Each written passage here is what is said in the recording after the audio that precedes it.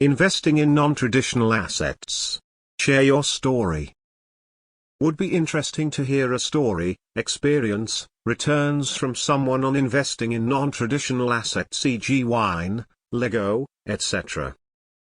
What did you invest in, how did it go, what is your ROI, next moves, etc. I've heard investing in liquid assets, wine, whiskey is lucrative but obviously high possibility to be scammed as well as high running costs, i.e. wine cellar maintenance. Also, Lego is surprisingly delivering strong returns yet. So, curious to hear what everyone's thoughts are. There was a guy on WSB a couple years back who bought ornamental gourds. He went bankrupt and moved to Uruguay. My Beanie Baby collection will rise again one day. I have a nice wine collection and some of it is worth more than I paid for it. I have no intention of selling any of it. I also worked in the industry and have certifications.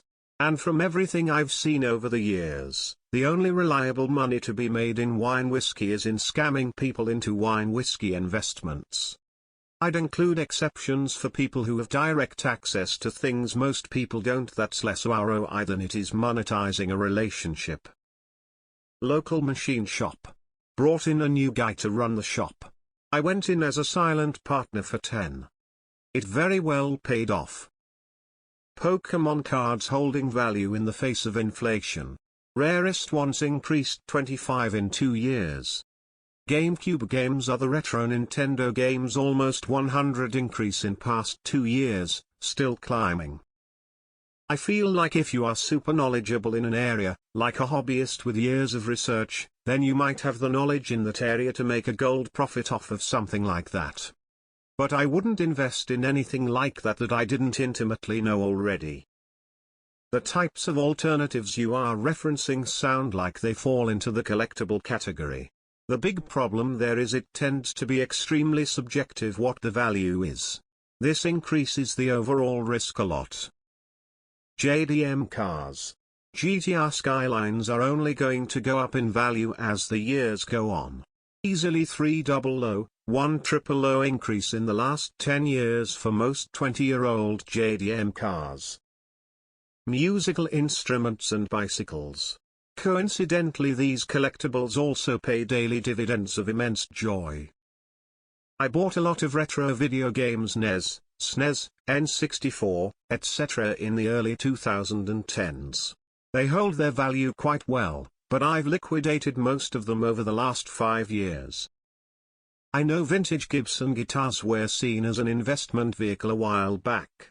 Many Gen X still see value and maybe will grow in the future. But seems too risky as rock music fades away and even any music has taken a backseat in today's tech world. Bought a Pokemon Japanese stamp box graded PSA 10 for $700 in February, sold it this month for $1,200. Pretty sure I hit the peak. Rare shoes, Nintendo old retro stuff, games, Pokemon cards. Not going to retire off any of it, but I've bought a Mercedes and multiple house improvements using just these assets I had. I like it for liquid cash options when I need it. My 16-year-old son never opens a box of Lego. He's got a closet full of Star Wars, Marvel, DC and Harry Potter. Lego of them are out of print for years now. It'll be interesting to see what they're worth 20 years from now. He even made one speculative investment and bought 10 Mercedes F1 Lewis Hamilton Lego. Wouldn't surprise me if he nets 10x or even 20x on these when he's older. I'll set an alert for July 2043 to update this thread with how he does. LOL. Bought Bitcoin. Held. $1,000 into Bitcoin in spring 2013, $1,100 back out in summer 2013. Well, okay. $25,000 into Bitcoin in late 2013, just $20,000 back out from Bitcoin in 2015. Well, shucks. $70,000 into Bitcoin in 2016. $4 million back out in 2021, $2.5 million after taxes. Well, Third time's the charm, took me missing out on an initial 10x just to learn how to freaking buy and actually hold. Add that to the other $3.5 million I saved up the responsible way, working lots, spending less, grinding the savings, perpetual index fund DCA, and I retired before 35. It does sometimes work. Bitcoin and Ethereum. Got in early luckily and it's paid off well. I used Rally Road for investing in collectibles. It has worked pretty well so far. Great platform. Legos. I kept the majority of the Legos from my childhood in good condition, so when I was no longer using them, I could take them apart and make sure I had all the pieces. At worst they seemed to be worth 150% of purchase price in a used state and easily 200-300 new in box. I bought investment wine 3 years ago, hasn't done anything but lose its value. This is through Vinovist. I bought some 5,000 shares in an ag-tech startup through an investor funding site, lost my entire position when that came when it's up. Got into Silver and Golden Age comics about 7 years ago. Bought one raw for $375 and recently sold it for $15,000. Pretty good ROI. I thought about doing it once. Then I realized it was fucking stupid and I didn't. End of story. Didn't really invest in them, but I've kept collecting and playing Magic from when I started in '96. So the value has risen. I think my collection is well north of 75k now. I have duals, power, alphas, beta. I have zero thought of cashing out as I still enjoy playing, but it is kind of cool to know I could cash out for a large sum if I want to. I also hung on to my NES, SNES, N64 and all the games along with the booklets that came in them, and I've seen there is a decent market for those. I've always wanted to get into registered autoseers for machine guns. Also. I'm 50 years old, been collecting vinyl records since I was 14 years old. In 2000 my home insurance included a ride for the collection's value of $20,000. Today, my last home insurance renewal, the rider has my collection valued at $150,000. Thank you Vinyl Revival. I have a couple of cabbage invested in high-end retail whiskey.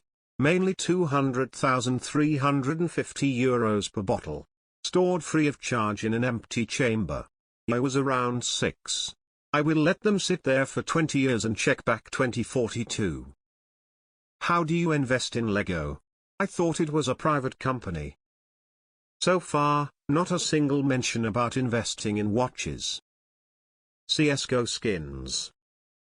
A friend paid $50,000 for a single share of an oil drilling expedition that targeted 2 locations. The first location yielded nearly nothing, the second location yielded enough that he only took a small loss on the total investment.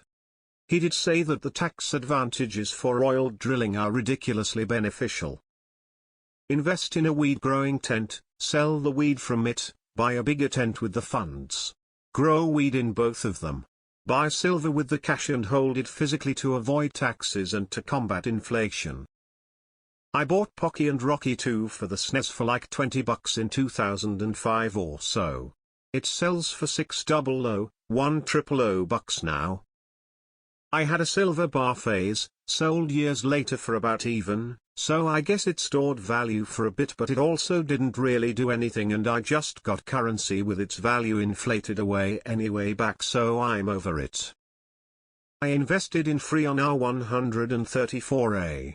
Initial investment was $72 per £30. I bought CT of 150 £30, $10,800 initial investment. Sold them a year when price hit $225, made almost $23,000. Price has been fairly flat for about a year, but I expect price to eventually go up to around $500. How much of this is value going up versus people having assets prices in decreasing in value, massive amounts of cash? Everyone in Weimar thought they were getting rich too off of mundane assets.